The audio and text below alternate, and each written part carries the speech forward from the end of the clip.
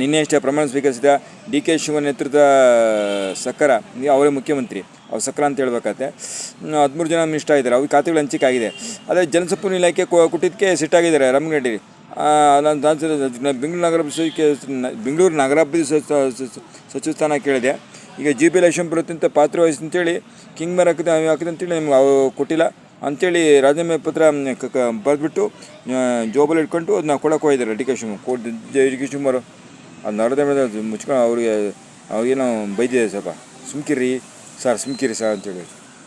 ನಾನು 2 ವರ್ಷ ಹಿಂದೆ ಸಿದ್ದರಾಮಯ್ಯ CM ಸಾರಿಗೆ ಇಲಾಖೆ ಕೊಟ್ಟಿದ್ದು. ಆವಾಗ ನನ್ನ ಮನಸ್ಸು ಸೇರಿಲ್ಲ, ನಾನು ಜಲಸಂಪನ್ಮೂಲ ಇಲಾಖೆ ಕೊಡ್ತೀನಿ ಅಂತ ಹೇಳಿಲ್ವಾ, ಅದೇ ಕೊಟ್ಟಿದ್ದೀನಿ ಅಂತ ಹೇಳಿದರು.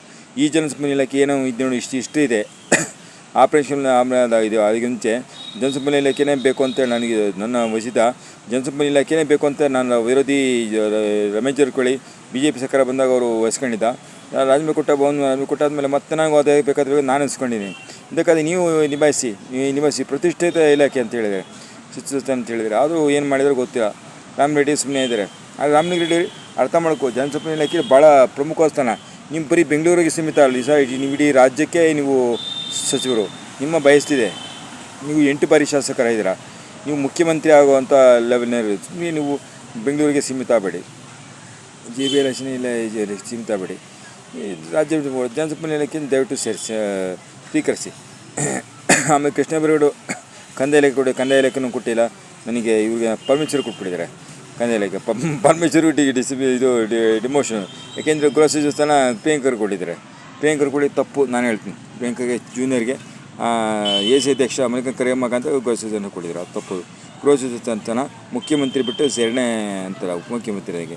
ಉಪಮುಖ್ಯಮಂತ್ರಿ ಏನೂ ಇಲ್ಲ, ಪ್ರಮುಖ ಅವಸ್ಥೆ. ಇನ್ನು ಬೆಂಗಳೂರು ನಗರಾಭಿವೃದ್ಧಿ ಕೇಶಮುನಿಯಪ್ಪರ ಕರೆಕ್ಟಾಗಿ ಕೊಟ್ಟಿದ್ದಾರೆ. ಗ್ರೇಟರ್ ವೈದ್ಯಕೀಯ ಕೇಶಮುನಿಯಪ್ಪರ ರೇಷನ್ ಮಿನಿಸ್ಟ್ರು.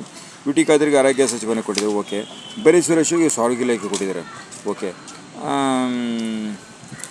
ಮತ್ತು ಅಷ್ಟೇ, ಇವ್ರಿಗೆ ಡಿ ಕೆ ಶಿವಕುಮಾರ್ಗೆ ಏನೂ ಇಲ್ಲ. ಆಡಳಿತ ಮತ್ತು ಸಿಬ್ಬಂದಿ ಸುಧಾರಣಾ ಇಲಾಖೆ ಗುಪ್ತಚರ, ಅದೇನೂ ಇಲ್ಲಪ್ಪ, ಅವರೇ ಬಳಸ್ಕೊಂಡು.